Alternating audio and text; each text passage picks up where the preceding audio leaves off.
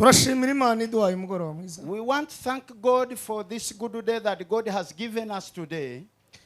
The day that will never come back again. Those who know that God is the one who has readied them to come us, you can clap your hands to Him.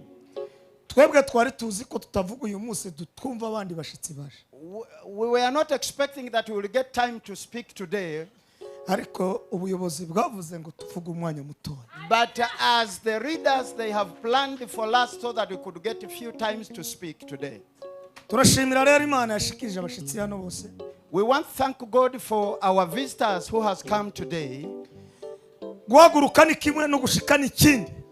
To start the journey and to reach where you have planned to go is another chance. There are so many people who plan to start the journey and they do not reach where they are planning to.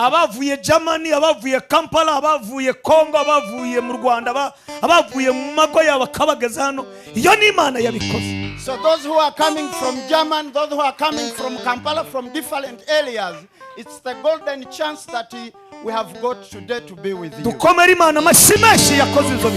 our hands to the Lord today. We want to thank God for our pastor the Lumans and with the team who is working with him. And I want to thank for the followers or the members of the church.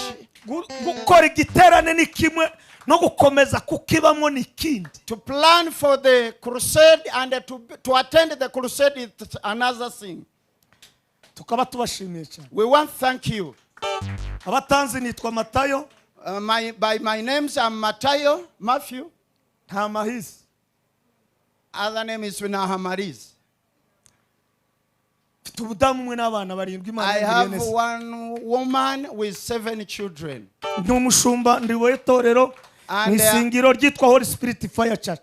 I'm a leader of the church which is called Holy Spirit Church, which stays in Isingiro.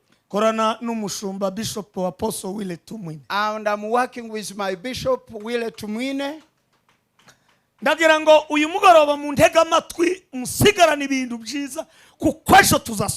So I want you, maybe you can listen to me with my few words that I'm going to speak today, so that you could stay with it.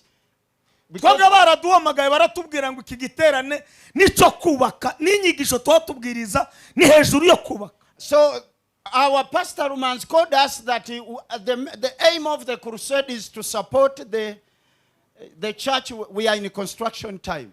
We want to thank you, those who have supported the ministry through your money, your heads of cattle. You can clap your hands to.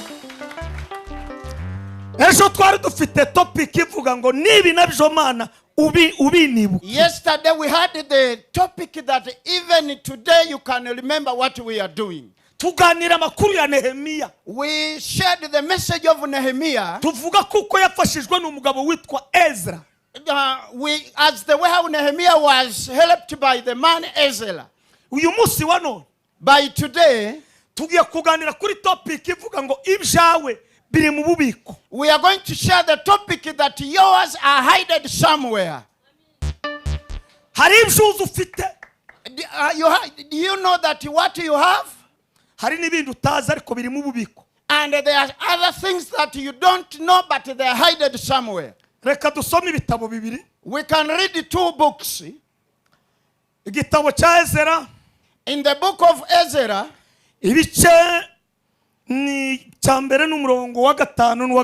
verse 5, in the book of Ezra, chapter 5,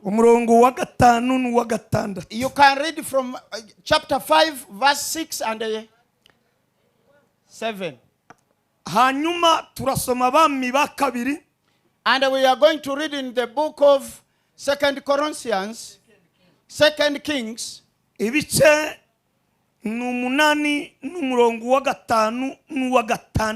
uzi gusoma ikinyankore n'icongereza wenda n'ikinyarwanda niba abantu bari nibansomere kugira ngo numva umuriro watse mvuga makuru. Those who are ready to read for me, you can read it very fast to me. Ikaze rero gusoma. you may come and read for us.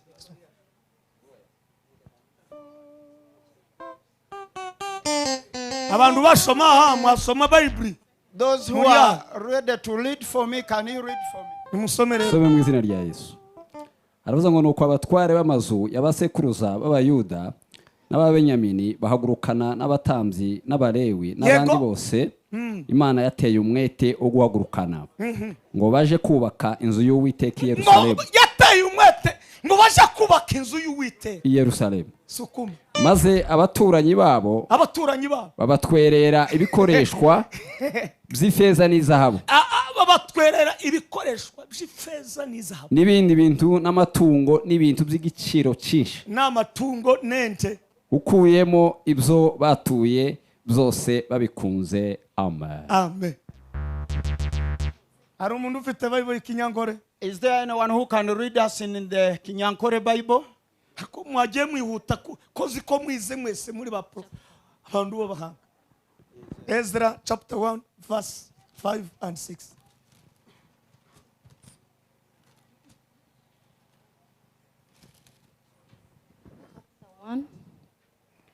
Omugabe kuro okuragira okombeka hekalu. Omwaka gwo kubanza omubusinge bwa kuro omugabe wa Perisi Mukama kakora aha mutuma gwa kuro ogwo ngu uhere kuri 5 ugeze kuri 6. Okay.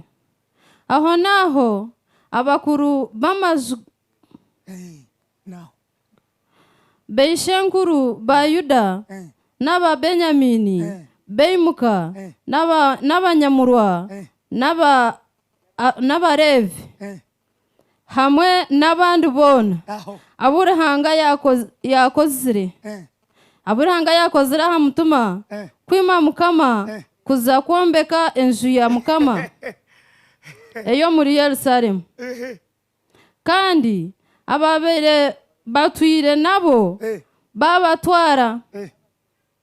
babatwere bintu bya feza nezabu nebindi bintu n'amatungo nebintu byobuguzi bwingi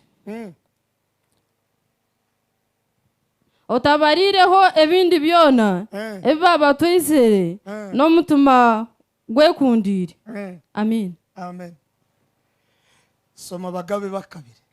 Abagabe ba kabiri 8 n'umurongo wa 5.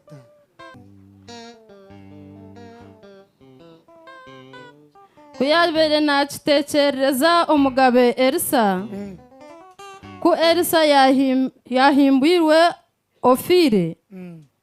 Kuyabere nakitekereza omugabe Elisa kuyahimbirwe afire omukazi owiyahimbwire omutabani yeija yayetongeza omugabe ahabwe enju ye n'obutaka bwe. Gehazi yagira ati Mukama wanje omugabe ogu nuwe mukazi ogu nuwe mutabani wa Elisa owiyahimbwire.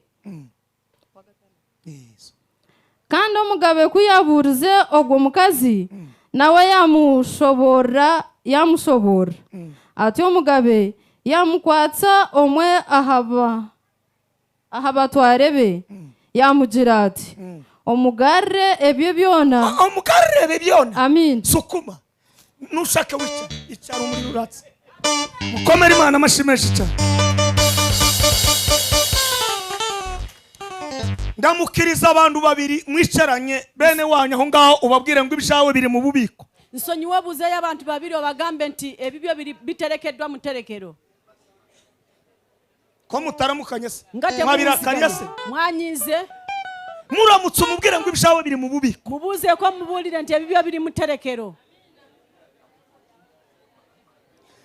Nta kintu cyiza gikomeye kwisi tewali kintu kirungi ekinywevu ku nsi ko kumenya agaciro k'ububiko ng'okutegeera etterekero. kandi ububiko ate etterekero bumenya nyirabwo butegeera na nyinibwo. iyo umenya agaciro kabwo bw'otegeera omuwendo gw'etterekero ububiko bugira agaciro. Etterekero liyina ekyama. hari ububiko butanu ngiye kubaho bunye. waliwo etterekero lya mirundi 5 lyengendo banyonyolako. Ubwa mbere ekisooka nimukore ku mutima. kwata ku mutima go. Mu mutima wawe omutima go n'ububiko. terekero Ibyo ubitsemo byotereseemu simbizi sibimanyi kandi ubizi atabitegeera ni wowe yeggwe. ariko itangazo mbazaniye nze nyina ekirango ndasenga iki gitondo n'uyu mugoroba nze nsaba akawungezi k'olwaleero nimba ubitsemo ibintu bibi uyu mugoroba nsaba akawungezi k'olwaleero tonight umuntu wese uri aha omuntu yenna ali wano that every person in this place, ibyo abika mu mutima we byatereka mu tterekero y'omutima gwe whatever is in the treasure of your heart, abika iby'ubwami bw'Imana atereka eby'obwakabaka bwa that you Katonda. treasure it in the heavenly kingdom.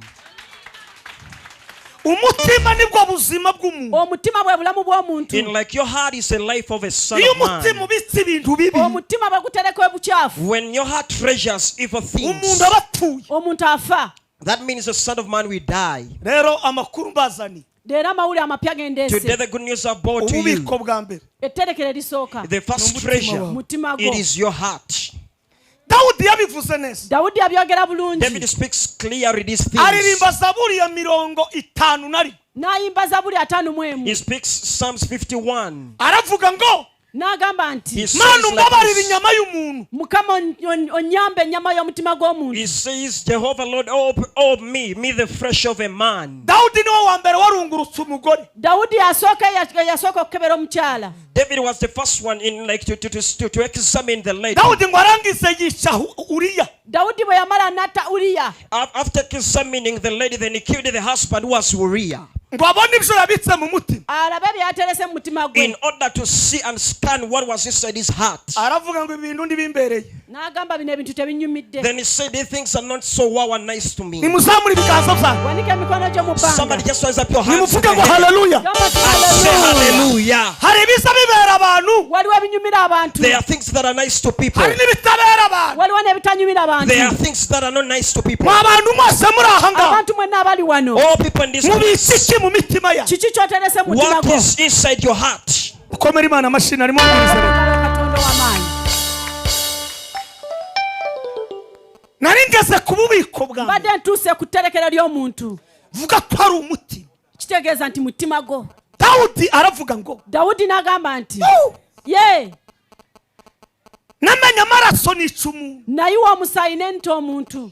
yagize umugisha wo kwimenya nategeera omutima gwange kyeki. umuntu wese utiyizi omuntu yenna nga teyetegeera ntawe uzamenya ibyawe tewali asobola kutegeera ebibyo. umuntu amenya integeke ziwe omuntu ategeera obunafu bwe. umuntu akamenya imbaraga omuntu ziwe n'ategeera amaanyi ge. mu buzima bw'umuntu mu bulamu bw'omuntu hari abafite imbaraga waliwo abalina amaanyi hakaba n'abadafite waliyo imbaraga n'abanafu. umunsi uzananirwa kwimenya olunaku lwoliremererwa okwetegeera. nutimenya bw'otetegeera nutimenya bw'otetegeera n'abo muvukana n'aboozaalibwa nabo ntibazakumenya tebajja kukutegeera. nutimenya bw'otetegeera habe n'abo muturanye n'abaliraanwa bo ntibazakumenya tebajja kutegeera. ndasenze uyu munsi nsaba olwaleero Imana iguhaze kwimenya mukama akutegeeza okwetegeera. umenye imbaraga zawe omanye amaanyi go. umenye n'integeke zawe omanye n'obunafu bwo. Dawudi aravuga ngo dawudi n'agamba nti namenya amaraso nayiwa omusaayi. none Mana kaakati mukama umbabarire nsaba okwenenya. ibyo nashyize mu mutima bye nateeka mu mutima gwange ntibinkwiriye tebisaana. ndasenze uyu mugoroba nsabye akawungezi ka nimba hari leero. ibintu bibi washyize mu mutima oba wawe waliwo ebintu bye watereka mu mutima gwo bikuramo ebijjamu ebyo ebibi. ububiko bwawe bw'umutima etterekero ly'omutima gwo hagomba kujamo ibyiza alina okubeeramu ebirungi. nimuvuge ngo haleluya gamba nti haleluya. aririmba zaburi 119 n'umurongo wa 11 zabuli 119 n'olunyiriro lw'11 aravuga ngo wagamba nti nabikiye ijambo ryawe natereka ekigambo kyo mu mutima wanje mu mutima gwange kugira ngo tazongera kugucumura nti siddangamu okwonoona mu maaso go. iyo umuntu atabitse ijambo mu mutima omuntu bw'atatereka ekigambo mu mutima gwe biragaragara ko yabitsemo ibindi kitegeera nti muntu wa mirundi ebiri. Imana iraje kandi nayumvise katonda aze ate muwulira. nimuzamure ibiganza byanyu wanika emikono gyo mu nimuvuge bbanga. ngo hey sinzi ibyo mubitse mu mitima simanyi byoterese mu mutima gwo ariko Imana yantumye naye katonda yantumye. niba mushaka gukomera oba oyagala kunywera nimushaka amahoro oba oyagala emirembe nimushaka ubwenge oba oyagala amagezi nimushaka kurama oba oyagala kuwa wangala Mubika yandi magambo. tereka bintu bibi Mubika ijambo ry'Imana. tereka ikigambo cya Umuntu Katonda wese wabitse ijambo. umuntu yene tereka ikigambo Umutima we. umutima gwe Nubwo yoba mu cyaro. no baba mu cyalo Agendana n'Imana. atambula ne Katonda Abona inshuti zikomeye. Iyo wabitse ijambo. Iyo wabitse ijambo. tereka ikigambo Iyo wabitse ijambo. tereka ikigambo Sinzi icyo wabitse. tegera cyo botereka Mu buzima bwawe. mu bulamu bwo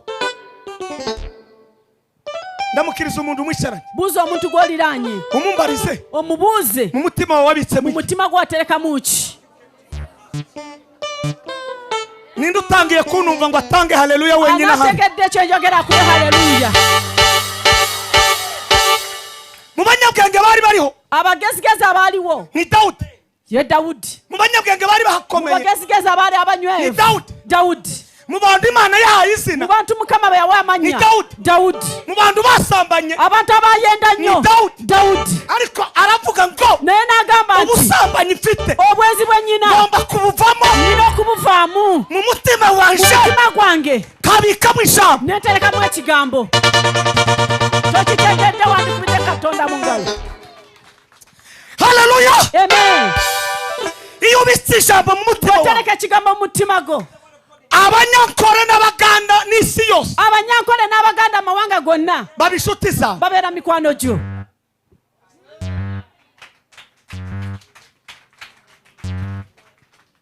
Imana imuheza izina. mukama n'amuwa erinnya Umuntu abyitwa na se. omuntu atumirwa kitaawe erinnya Umuntu yitwa izina na se. omuntu kitaawe yamutuma erinnya Umuntu akitwa izina omuntu n'ayitibwa erinnya n'ibyo yize.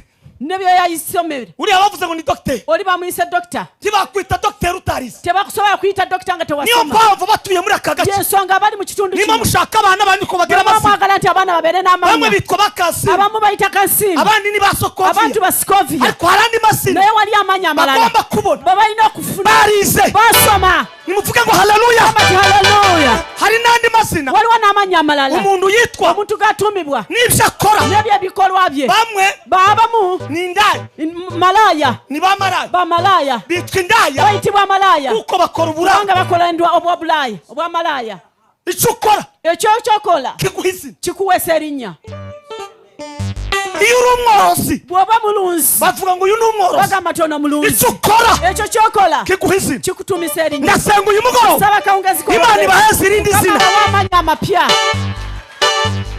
Nimuvuge ngo haleluya. haleluya Sema hey. hey Nimuzamure ibiganza. walika emikono mu bbanga Nimukomere Imana amashyi menshi. kubirako Katonda mu ngalo Dawudi amaze gukora iki? Dawudi bwe yamala okukola ekyo Imana imuheza izina. mukama n'amuwa erinnya Iramubwira ngo Dawudi n'amugamba nti wiswe intare yo mu muryango wa Yuda. otumiddwa empologoma ya Yuda Kandi abazagukomoka ate abali kuvaamu ntibazabura kuba ku ngoma. tebajja kulemererwa kubeera ku bwakabaka Nibitondera jambo. ne bagumiikiriza ekigambo Umuntu nakurusha kuvuga omuntu bwakusinga okwogera uzamurusha ijambo. omusinga ng'ekigambo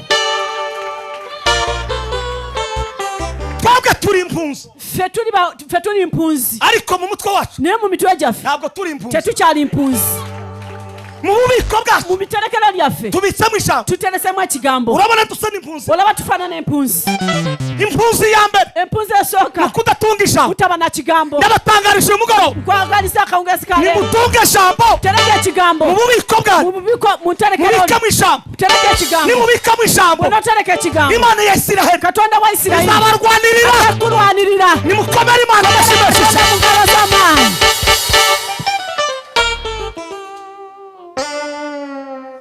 Misale saode banda. Fishi forme. yes Otazala bardes. amen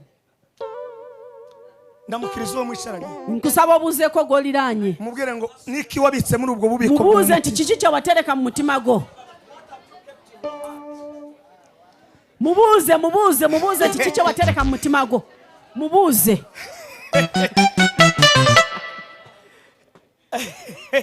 Ariko timwokomera Imana amashyi menshi. tosobola kubirako Katonda mu ngalo z'amaanyi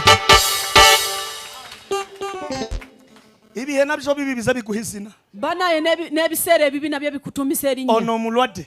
uyu yararwaye Ono yaona uyu yarakize Katonda yakikoze. imana yaragikoze Ngo osobole okukiriza ekigambo kya ushobora Katonda. kwemera ijambo ry'imana mu mutima wawe.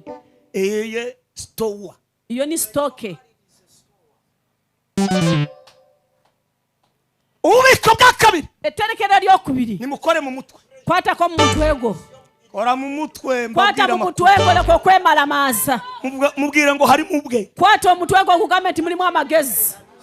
Umunyabwenge omugezigezi agomba kuvuga ku munyabwenge. Ayina okwogera ngo omugezigezi. Umunyabwenge omugezigezi akora nk'umunyabwenge. Akora ngo omugezigezi. Nobona umuntu wese bonolaba omuntu yenna ufite umutwe nga ayina omutwe ariko ntakora naye nga takola uzamuhunge omuddukanga.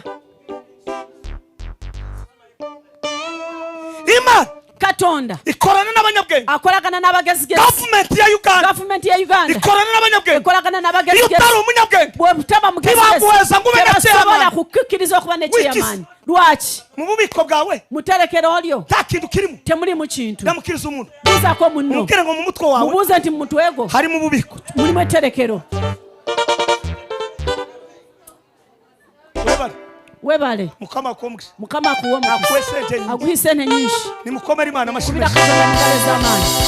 Ndaganira n'abafite ububiko. Nyumya n'abantu abalina etterekero. Mu mutima. Mutima go. No mu mutwe. Ne mu bwongo bwo. Nimuheze Imana icyubahiro. Wakatonda ekitiibwa. Nimuvuga ngo haleluya. Haleluya. Vuga ngo hey.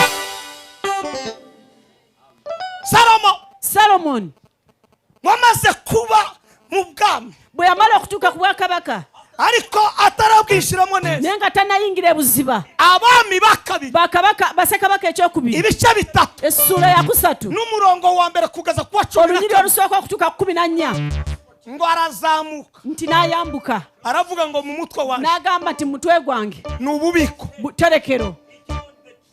Imana ya Isiraheli Katonda wa Isirayiri ikunda amaturo ayagala nnyo ekiweebwayo. aho baza baje kuramiriza Imana we banajja okutendereza Katonda baza bazamuka Igebeyoni bambuka Ebiriyoni ngo azamukana amaturo 1000 nti n'ayambuka n'ebiweebwayo 1000. nta munyabwenge tewali mugezigezi uzusha imbere y'Imana ajja mu maaso ga Katonda bazamukana ibintu bike nti ayambuka n'obuntu obutonotono. Tewali muntu ajja mu maaso ga Katonda. Tewali mugezigezi uzusha imbere y'Imana ajja mu maaso ga Katonda bagenda ari mbokomboko agende engalo nsa. ngo shimiye Imana weebaziza Katonda ngo yankoreye ibitangazo nti yankolera ebyamagero ngo mukomere Imana nti amashyi. mukubire Katonda mu ngalo. Zayo turiho wuliriza tetukugambye kuba mu ngalo. Mukama bw'aba akoledde ekyamagero lwaki ojja engalo nsa. Bannange nebaza Katonda yamponyeza omwana kale mumukubireko mu ngalo. Engalo no bulijjo engalo tozikuba neereeta ebiweebwayo. baza wumve sooka owulirize Imana ikoze igitanga. Katonda bw'akola ekyamagero ugomba kuza olina okujja ukavuga ngo Mana n'ogamba nti Mukama icyo wankore kye wankoledde zanyinka nteese nte shima Imana nga nebaza Katonda kubyo yakoze kyekyo kye yakola. tibaza bazana amashyi. Tebaleeta ngalo. Imana ndirarya amashyi. Katonda talyangako ngalo nso. Turarya amashyi wewe. Nawe genyini tolyanga ntonsa. Muve mu madini. Muve mu dini. Bibiri iravuga ngo Bible egamba azamukana amaturo 1000. nti n'ayambuka n'ekiweebwayo 1000. Azamukana amaturo 1000. N'ayambuka n'ekiweebwayo 1000. Arayatanga. N'abiwaayo. Arangije. Bwe yamala. Tiyaririmbye. Teyayimba. Tiyaramije. Teyasinza. Tendereza tendereza ngo arangiza ararya. Bwe yamala neebaka mu bubiko muterekero muterekero iyo ukoze ibintu bizima bw'okola ebintu ebituufu Imana Katonda tikeneye indirimbo zawe teyagala nyimba zo wayimba eyagala ebikolwa. Haleluya. Amen. Warangije kurya bwe yamala okwebaka Imana iraza Mukama najja iramubwira ngo Salomo n'amugamba Solomon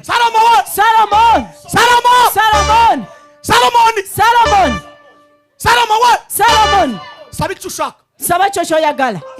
Hari abagabo bazi gusaba. Waliwo abasajja abamanyi okusaba. Nimuzamura ibiganza engalozo ogambe nimuvuge ngo haleluya. Haleluya. Vuga ngo hey.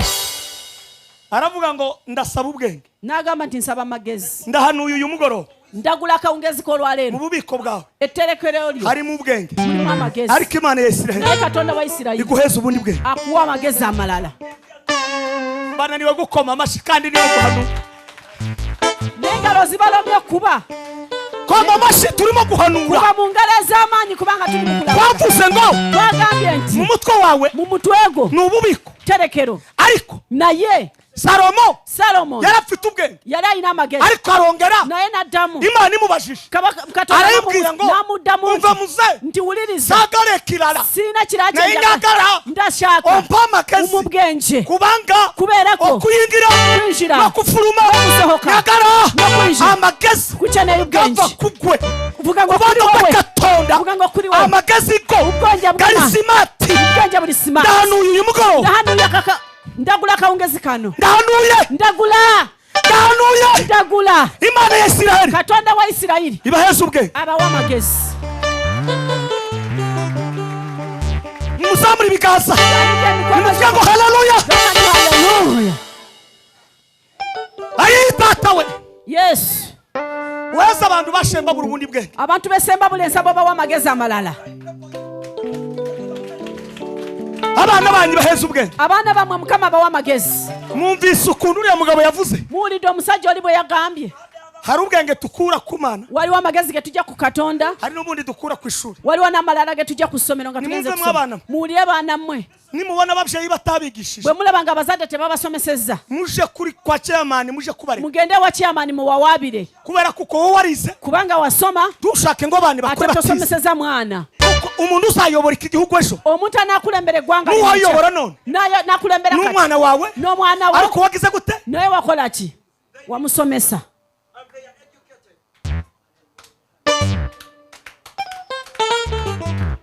hari umuntu urimo kunumva waliwo omuntu omu gwe hari umuntu antegera waliwo omuntu antegeera yimuse mikono yo zamula amaboko yawe kubira Katonda engalo z'amani komera Imana amashyi menshi ububiko bwa gatatu etterekero lyokusatu n'ububiko bw'abantu bahawe ubwenge etterekero ly'abantu abaweebwa amagezi bazi kubika ubutunzi abamanyi okutereka ebyobugagga byabwe hari ikintu cyitwa akawunti mobile money airtel money n'ibindi waliwo ekintu ekiyitibwa airtel money akawunti MTN money n'ebirala iki si ikinyejana cyo kubika amafaranga munsi y'igitabo njagala nkutegeeze nti bino ebiro bye tuli munsi byakutereka sente wansi w'obuliri ifaranga zawe n'ukuzibika kuri esente zo akawunti kuzitereka ku akawunti oba ku simu yo ubwo ni ububiko bwateguwe n'abantu bisi eryo tterekero lyateekebwawo abantu abasomye n'ububika mu nzu abana bakabwiba Imana ntabwo ari umuginga bw'onootereka mu nju ne bibbibwa tobuuza Katonda jewe nubwo nahunze igihugu ariko mfitiye akawunti muri Uganda nze wadde ndi mpunzi naye okutuusa essaawa eno nyina akawunti mu Uganda abana banjye mbafitiye akawunti mbabikira amafaranga abaana bange nyina akawunti yaabwe kwentereka sente zaabwe kandi kugira ngo amafaranga igihe kimwe iyo bagiye gutangira ishuri nkora muri akawunti yabo niyanje bakajya ku ishuri ndarusaba ekiseera ky'okusoma bwe kituuka nkwata ku akawunti ezo zombi nezigiye sente abaana ne bagenda kusoma ibyo ntibisabye za haleluya ebyo tebyetaagisa haleluya byetaagisa amagezi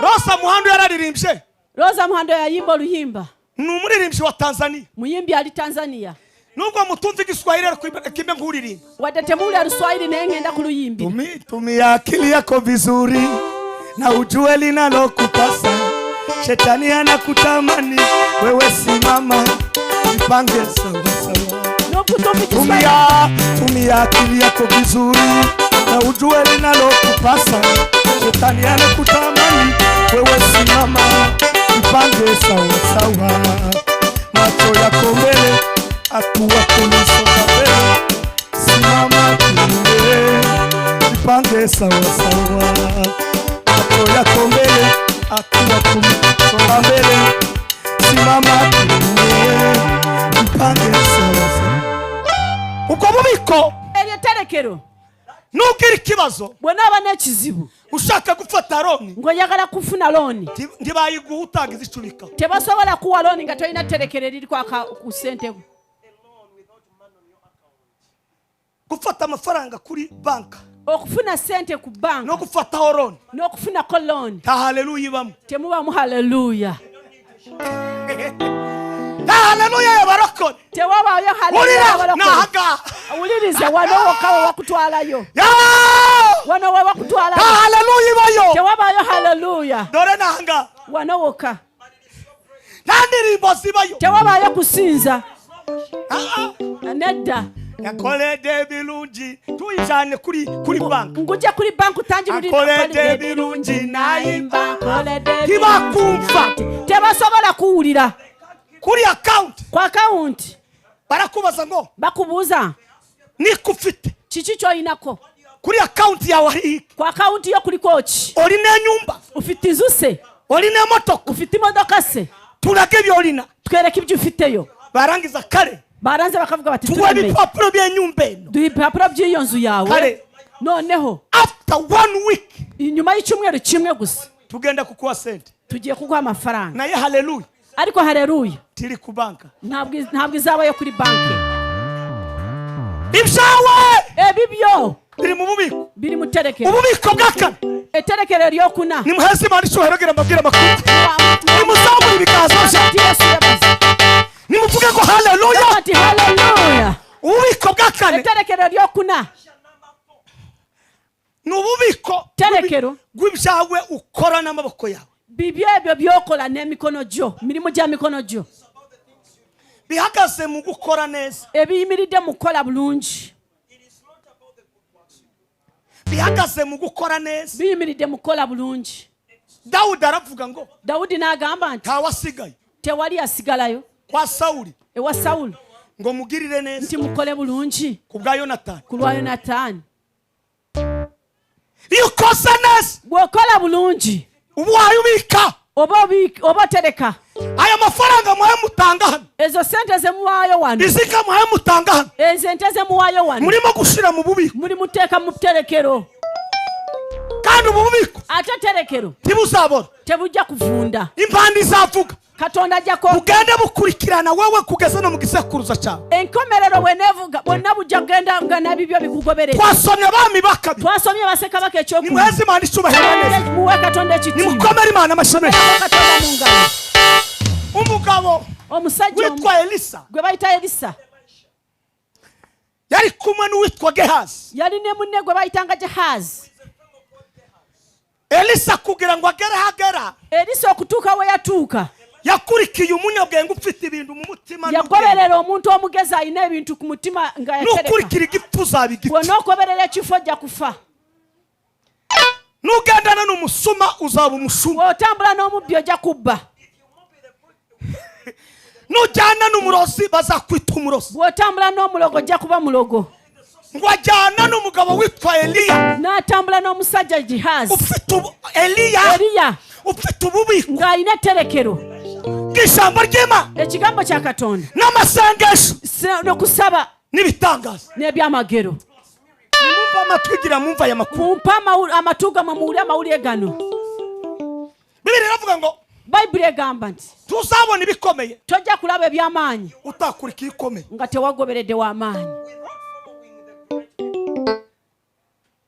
reka mbaho ubwenge kambaho amagezi amen amen tuzabona ibikomeye tojja kufuna ebintu eby'amaanyi utagendanye n'ukomeye nga totambulire n'oyo ow'amaanyi Ekyakabiri. ekyokubiri tuzabona ibikomeye tojja kubafuna ebizitowa utagize ibyo usiga nga tolina bye wasizeeyo elisa yagendanye na eliya yatambula ne eriya imyaka 20 emyaka 20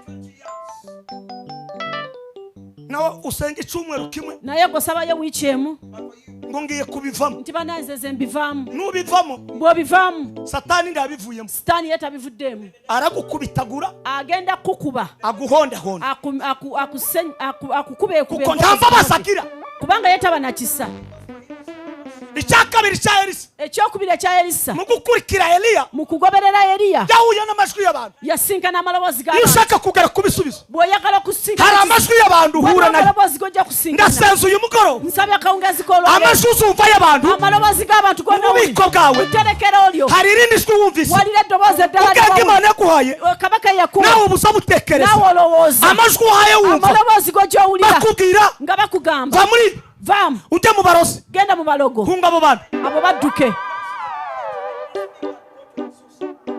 igisubizo cy'imana ansa ya katonda iza gahoro gahoro. ejja mpola mpola. Imana ija gusubiza umuntu. Katonda bwabaze okuddimamu ntabwo yihuta. Tayanguyiriza. Igenda gahoro gahoro. Atambula mpola mpola. Emyaka 20. Emyaka 20. Elisa kurikira Eliya. Elisa ng'agoberera Eliya. Imana Katonda ihaye mureba. ng'amwetegereza. Nimubona urusengero. N'amuwa n'ekkanisa.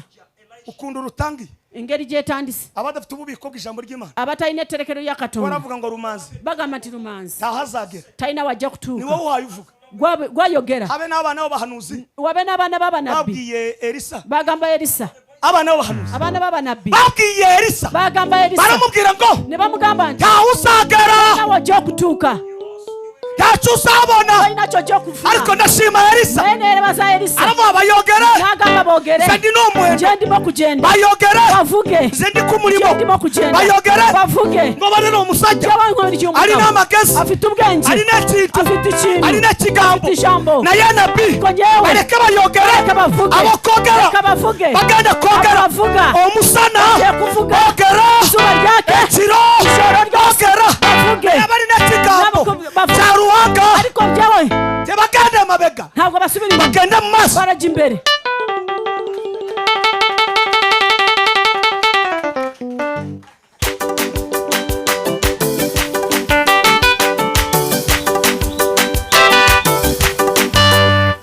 Nimuzamure ibiganza. Wanike emikono gyo mu ggulu. Nimukomere Imana amashyi menshi. Kugira ngo Katonda z'amaanyi. Ngiye kurangiza. Ngenda kumaliriza. Kugira ngo abagaragu b'Imana tubumve nabo. Bano abaweereza ba Mukama nabo tubawulirize. Turabakumbuye kubumva. Twagala obbawulako. Ngomba kubumva ibibarimo natwe tukabitaha. Ebibalimu naffe ne tugenda nabyo. N'abavuye Germany nabo bakabumva. N'abavudde Germany nabo ne tubawulirako. Yamukiriza umuntu. Buuzaako omuntu omuliraani. ngo hunga imvugo z'abantu kurikira icyo wakurikiye kugira ngo ugere ku gisubizo. Omuntu akuliranye mugambe nti dduka ebigambo ebitakusaana goberera ekyo ekituufu ky'oyina. Nimukomere Imana amashyi menshi cyane. Ngo bambuke Yorodani. Nti bwe bamala okusomoka Yorodani. Elisa ndiyo yambuka. Elisa teyayambuka. Ugomba kuyambuka. Ayali avunaanyizibwa okujja ni Eliya. Hanyuma Elisa kati Elisa akambukira muri Feva. N'ayambukira waggulu. Muri Feva. N'ayambukira mu kisa. Mu mavuta ya Eliya. Mu mafuta ga Eliya. Hallelujah. Mbisubiyamo. Mbiddamu. Webali. Wagutanze korora inka. Eyakusooka okulunda ente. Ni ukubwira uko zikamu. Oyo yakulagirira engeri gye bazikamamu.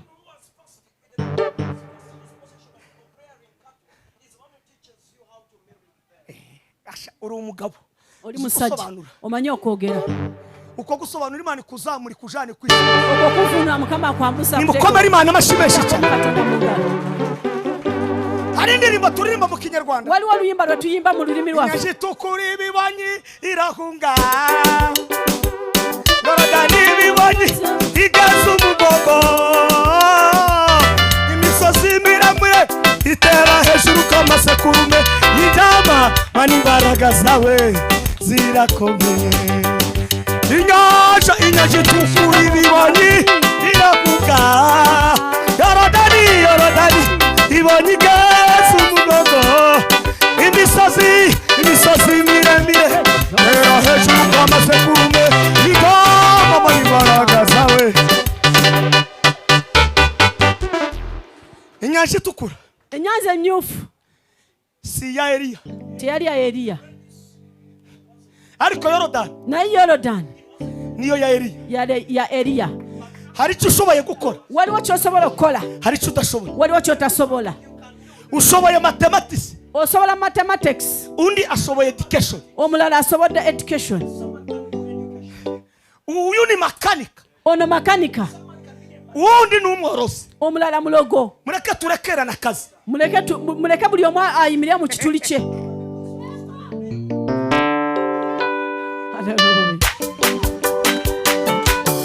Imbaraga z'Imana zikugera. Amaanyi ga Katonda gakubeeko.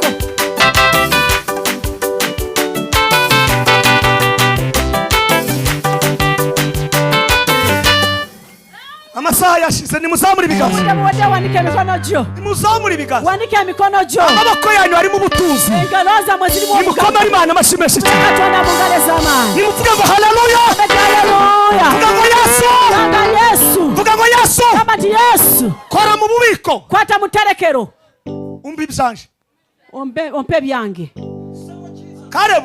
kalebu ngiye kumuvuga ngenda kwogera ku kalebu ariko ntaramuvuga naye nga sinayogera kalebu ngo bagere hakurya bwe batuuka emitala uyu ni Eliya ono Eliya ni jewe Elisa nze Elisa genda mu maso genda maaso genda yimirira hagalala hano hariho Yorodani wano wali Yorodani mu maaso gawe jangu wano muse vayo ni ukuvuga ngo iyi Yorodani erekera iriya tunula eno iyi Yorodani iraha Yorodani eri maaso gono muri kapasite mfite jewe Elisa nze mu byange byenyina nze sinzi Eliya tekinike yo gukuraho Yorodani kugira ngo nze sirina amaanyi gasobola okujjako Yorodani ariko umuntu ufite kapasite n'amavuta ya Yorodani kumva kuko ntakitagira amatwi na Yorodani ifite amatwi kubanga naye njagala kutegeeza nti niyo Yorodani eri mu maaso age ina amatu kati omuntu alina obuyinza jewe Elisa nze Elisa ndacyari umunyeshuri nkyali mwana musomi ntacyo ndageraho sina kye natuuseeko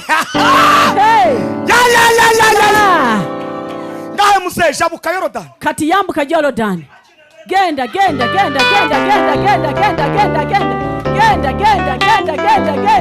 garuka muzehe komawo igendere wegendere jewe gandagarusi igendere subiriri wegendere maze gufata umwitero kati nze nkuta omunagiro Eliya agiye mu ijuru Eliya agenze mu ggulu Yorodani kandi yahuye kati Yorodani yaze mu amavuta nafashe agenda kutte amavuta nafashe agenda kutte Yorodani ngo ibigo Yorodani eri maaso iravuga ngo waciye negamba nti yeyise wano niwe waje oyo ye wange ndahanuye uyu mugoroba tambula akawungeezi kaleero kugera kwawe hano niyo okutambulako kugera kwawe hano okutuuka wano okuko kugera kwawe okutuuka wano zamura ibiganza wanika emikono gyo hari ibyari byarakugoye waliwo byali byakunema ariko kubera iki giterane naye kukuŋŋaana kuno Yorodani igiye kuva mu Yorodani nzira egenda kuva mu winjire mu bisubizo byawe oyingire mu ndagaano zo ndatangaje ndagire bwe Yorodani yari yarakugoye kutegeeza nti Yorodani y'indwara Yorodani yali y'obulwadde Yorodani y'uburenge Yorodani y'obulenge kuva uyu munsi wano kuva n'olwaleero namaganye uburenge mu izina rya Yesu uburenge mu linnya lya Yesu Imana iraje n'ukurukimo Katonda azze njagira Imana iraje kandi Katonda wuno nate Imana iraje Katonda wuno nate nimuzamure ibiganza emikono gyo haleluya sema ndamukiriza umuntu ndabizi ko muturanye cyangwa mudaturanye buzwa neyipa umubwira ngo Yorodani yari kugoye mugambe nti Yorodani ebadde maaso go ivuddewo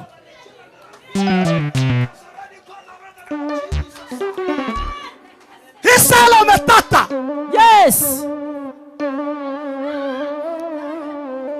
Elisa umugisha wiwe Elisa mukisa gwe yamawuzana naguleeta wagera kuri Yeriko bwatuuka ku Yeriko asanga inka zibyara zirambura n'asanga ente zizaala tezituusiza budde amazi tuzatumwa amazzi ge tunywa abagore batwite abakazi abali embuto babyara utumuga bazaala obwana obulema amakuru nayo amawulire geki ijuru eggulu ryatumye ijambo hano lyatumye ekigambo wano tanga kuramburura kandi tewali ntegenda okuddamu okuzaala nga tatuusiza budde ndanuye ndagula tanga yawe kandi tewali nti eyo nate izasubira kuramburura tegenda okuddamu okuzaala nga obudde tebutuuse isasema tegenda kuddamu taduuka ryawe tewali ntuuko zo litazasubira kuja imbere ezitagenda kuddamu kutambula gemamaaso abana bawe abaana bo bazabura ubwenge tebagenda kuddamu kubula magezi ndanuye ndagula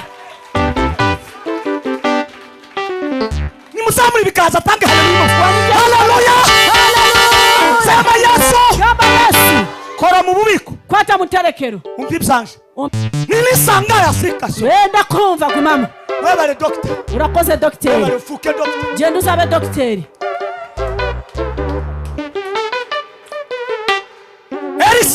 Elisa ngo arababwira ngo n'abagamba nti mufate umunyu mukwate omunnyu naho Yesu yaravuze ngo naye Yesu yagamba muri umunyu wiki muri munnyu gwaki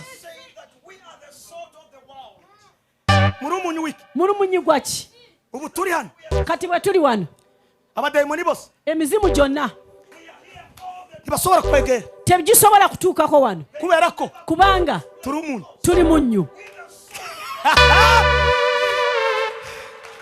umva umunyu wulira omunnyu iyo ushize mu bintu bakabaga inka bwe babaaga ente ushatse ko uruhu rutabora ng'oyagala eddiba terivunda ushiraho umunyu kwata omunnyu oteekeko omunyu webale ufuke dokita uzabe dokiteri ni muzamuri wanike emikono uburagira ishari kati ogenda kuba n'obujja afite amagezi alina amagezi.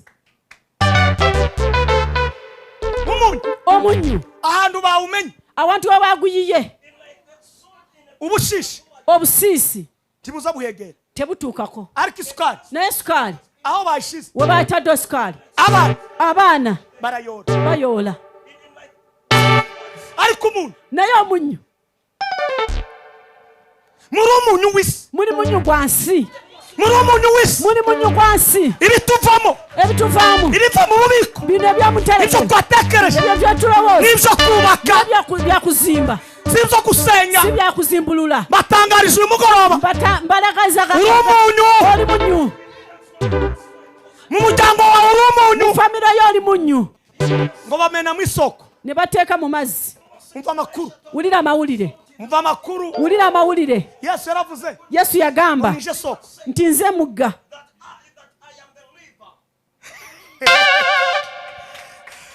rekime ko wicara hano umuriro urataka kyetaagisa nti otuuleko owummuleko abantu boroye inka abantu abaalunda ente isoko inka y'amanyama igiye mu isoko igatoba pardon isoko omugga inka y'amanyama igiye mu isoko igatoba ente nga ndwadde negenda mu mazzi netoba izindi ziza zimwiroha nga yazemu negavuluma endala bwe zijja zinywa mazzi mabi ariko yesu naye yesu iyo ageze mu isoko bw'atuuka mu mugga abagufi abampi baramwa banywa abari mu cyaro abali mu byalo baramwa banywa abagwayi abalwadde baramwa banywa ababuze abana abatazaala barababona babafuna abatize abatasomye bariga basoma abasuzuguwe abanyomebwa arabazamura amamusa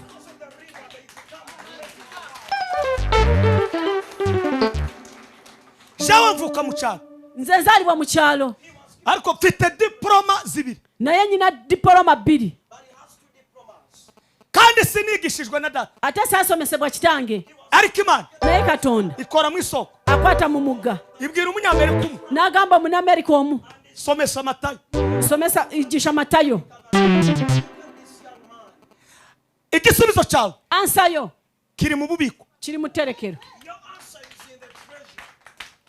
wowe igwe ushobora kukirebera hano osobola kukirabira wano sembabule na imana naye katonda yakijana Japan nga yakijja Japan. uyu mugabo simuzi ono omusajja simumanyi nabo babyeyi simbazi ne bana bazadde sibamanyi ariko ubu barimo kwibaza naye beebuuza uyu mugabo nuwe ono omusajja waawa karavuga ngo ari impunzi niyagamba nti wali empunzi nta mpunzi yose gutya tewali mpunzi efaanana bweti twagiye mu bubiko bw'imana twagenda mu tterekero lya Katonda nga kigambo iduheza ubu bwiza n'atuwa okunyirira nari kumenyana na rumanzi gute nze nanditegeregedde mwebwe nari kubamenya gute nze nandibategedde ntya mu bubiko mu tterekero mu bubiko mu tterekero mu bubiko mu tterekero harimo ibyawe waliwo ebibyo elisa ngo agera ishunemu n'agenda shwe asanga umudamu n'asanga omukazi barebaga kure baadabanga wala ngo babone ne balaba elisa ne Gehazi babwira umugore we ne bagamba mukazi mwami wange nti wa mugabo wanje mugabo wanje naye mbadde kusaba nagusabaga wali wabasajja wano hari abagabo babiri naye okutambula kwabo ariko kugenda kwabo balina omwoyo mutukufu bafite n'umwuka wera naye ariko nkusaba ndagusaba kusabye busabe ndagusabye gusa ulira mnyumva kusabye busabe ndagusabye gusa kusabye busabye ndagusabye gusa hari abagore batazi kuvuga waliwo abakazi abatamanyi kwogera bahubuka mu kuvuga baddukira mu kwogera arasaba mwami wange mugabo wanje imana iguhezagirisha uri umugabo naye saba ndasaba ompe akaseera katono umpa akanya gato na cyane umpe ni sente umpe ni sente naye nga bava kusaba ariko bava gusenga bayite wano bacahangaha banywa ku mata banywe ku mata. Imana ikugirire neza Mukama akore bulungi. kurumva sha karumva kabisa nimukomere Imana bashimishije. Uyazaba umuvuga butumukomere. Unajya kuba mu bulizi wanjiri wa ntazapfa tajya kufa apfe gute afatya. ububiko bw'Imana bubamo amahoro. Eterekera lya Katonda limo emirembe. Rumanzi we Rumanzi umva amakuru gira ndangise uliriza maririze.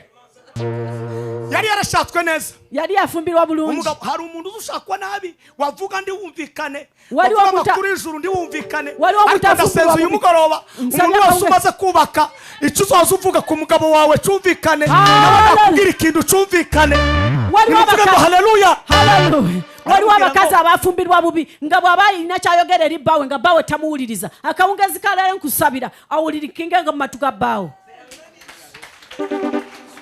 warangize kuvuga icyo kintu Bwe yamala okwogera ekigambo ekyo Bibiri ijambo ry'Imana riravuga ngo Bayibuli eŋŋamba bulungi nti waramwemerera aramwemerera namukkiriza akaza abagabo bavuye gusenga. nga bwe bava okusaba bayitayo abawe emmere. Pawulo yaravuze Pawulo n'agamba nubwo tugenda nk'abagande wadde tutambula ng'Abaganda ariko imbaraga zacu naye amaanyi gaffe si ikiza bisi si g'abansi. zifite imbaraga Tulina amaanyi zo gukubita hasi ez'okuba wansi ibyishize hejuru ebyeteeka waggulu kurwanya ubushake bw'Imana. okulwanyisa obulungi bwa Katonda. Ngiye kurangiza Nenda kumaliriza. mu kurangiza kwaje Mu kumaliriza kwange aramubwira ngo namba tu n'amugamba ekyokubiri kubagaburira bagenda okubawa emmere nga bagenda ntibiri simati mpulira nga si birungi. twububakire Kati tubazimbireyo. tubazimbireyo twomeke Tubazimbireyo mu kinyankore tubombekere kandi apana hasi ate tetugenda bazimbira wansi nseke ko kalina wagulu dushyire hejuru. naye abasajja bakatonda Abagabo b'Imana nga bava ku rusozi nibazajya bava kusenga okusaba gusenga bayingire wano wagulu bazamuke hano hejuru basuleyo barareyo naye meri ebyokurya tugitware wano wagulu. tubibashyire hejuru. nta muntu uzawubakira Imana Tewali muntu azimbira nta Katonda. muntu ushigikira umukozi w'Imana. Tewali muntu awanirira omuweereza wa Katonda. Imana ngo iceceke Mukama n'asirika. nawe uyu mugore N'ono omukyala nta mwana w'umuhungu tewali mwana w'omulenzi. reka nkubuze Leka nkubaze kandi nkubwire kandi icyo udafite ky'otayina kiri mu bubiko kiri mu tterekero ariko naye gikeneye Elisa kyetaaga Elisa. gikeneye nuko data urakoze cyane uri umugabo hari icyo udashoboye gukemura Waliwo ky'otasobola kukola ariko kirategereje naye kirindiridde umenye ko otegeere Elisa ikimwinjiza mu rugo rwawe ekimuyinza amaka go. nimuzamure ibiganza Wanika emikono gyo nimukomere Imana amashyi menshi urwego rwawe eddaala lyo umwana w'umuhungu omwana w'omulenzi ntawe wabonye tomufunanga ariko Elisa naye Elisa niyinjira iwawe neyingira ewuwo umuhungu omwana w'omulenzi araza aze ndahanuye umugoroba yagula akawunga icyo ubuze cyose ky'obadde toyina kubika igiterane kibone mu izina rya Yesu. kifune mu linnya lya Yesu. wa mugore arabyara n'azaala umwana arapfa omwana n'afa ahamagara Elisa n'ayita Elisa sinagusabye umwana n'amugamba saakusaba mwana ariko ibyo wahanuye n'ebyo walagula byapfuye. byafudde. Elisa ibiri muri wewe ebiri mu ggwe ni ububiko. tterekero arambura amaboko n'awanika emikono akanwa akamwa igituza ekifuba amaguru ku ntumbi ku mulambo aravuga ngo mana n'agamba Mukama ibuka ibyo uyu mudamu yakoze jjukira omukazi ono kye yakola. uyu mwana natazuka ono omwana bw'atazuukira agakomeza gupfa n'afiira izina ryawe erinnya lyo ntirigira agaciro. terigenda kuba na mugaso. Leka nkubuulire hari amagambo tuzotubwira Imana waliwo ebigambo bye tugamba Katonda twayibyigira ku cyo twakoze bwe tugisindikira ku ekyo kye Imana twakola ikaza vuba Katonda n'avaayo mangu. ibyo muhaye mukora bye mubadde mukola wano ni ibintu muzaza kubyigiraho Imana. ebintu mugenda byenyigirizaako Katonda. mubwire Imana mugambe Katonda natanze simenti imifuka 5 nawaayo siminti ensawo 5 uyu mwana ndapfa ono omwana tajja kufa. Imana izayumva Katonda ajja awulire amakuru nayo amawulire gegana ibyacu ebyaffe biri mu bubiko. biri mu tterekero. umwana ngo apfe omwana bwe yafa aramusengera n'amusabira arazuka omwana n'azuuka. umunsi umwe olunaku lumu ngiye kurangiza mu mabari nimukomere Imana amashyi menshi. Katonda mu ngalo. umunsi umwe olunaku lumu umunsi umwe olunaku lumu wa mugore oli omukazi ibibazo biraba ebizibu ne bijja arahunga n'adduka aje mu Bafilisitiya n'agenda mu Bafirisuuti amara imyaka 7 n'amala emyaka 7 ibyiwe ebibye imirima ennimiro inkazi entezi ibigori ibishimbo ebikasooli babishyira mu bubiko. ne babiteeka mu terekero ibyawe n'ebibyo biri mu bubiko biri mu terekero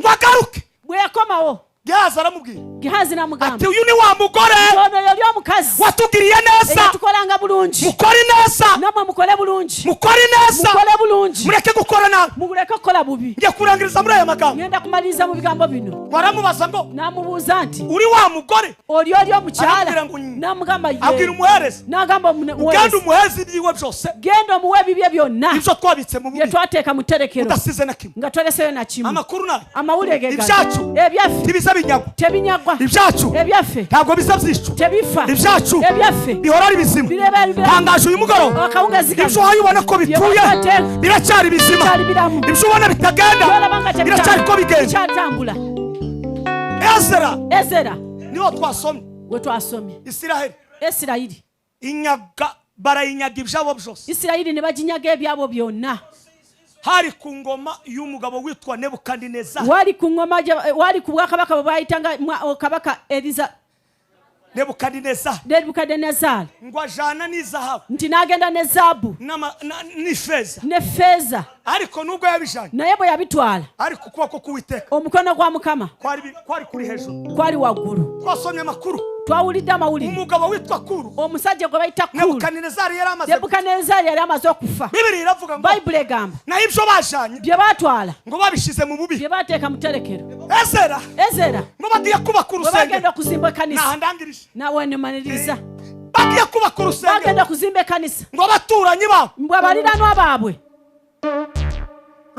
Ruma kwata wano wagize neza gutumira abantu wakoze bulungi okutumira abantu kale wagize neza gutumira abantu wakoze bulungi okutumira abantu abaturanyi beza abaliranwa abalungi bazabahamagara abantu bayita abalala ibyiza aho biri ebirungi we biri mugende muhamagara abantu mugende muyita abantu mubabwire hano mubagambe nti wano Emmanuel Convenant Ministry irimo gukubona ibitangaza nti erimo kufuna byamagana ate irimo kubaka edimani kuzimba kuvuga kwawe okwogerako naza kazana umufuko wa simenti najja naleeta ensawo ya siminti uzaba wubatse ojja kuba ozimbi ngo abaturanyi babo abaliranwa baabwe ngo bazana izahabu ne baleeta zaabu ngo bazana n'ifeza ne baleeta n'effeeza ngo bubaka urusengero ne bazimba ekanisa nta bundi butunzi tewali bugagga bulala rumanzi afite lumanzi bw'ayina ndamukiriza mugenzi wawe buuzaayo akuliraana ngo ni wewe gamba nti yeggwe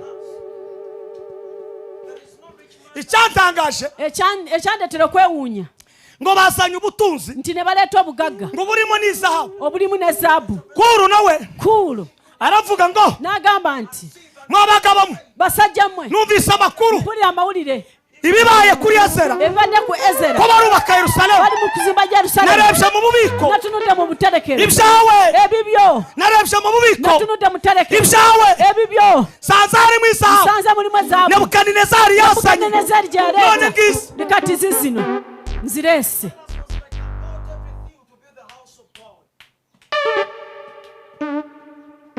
ni wowe Ezera gwe Ezera nimukomere ijambo ry'Imana amashimisha mukubire Katonda mu ngalo zammwe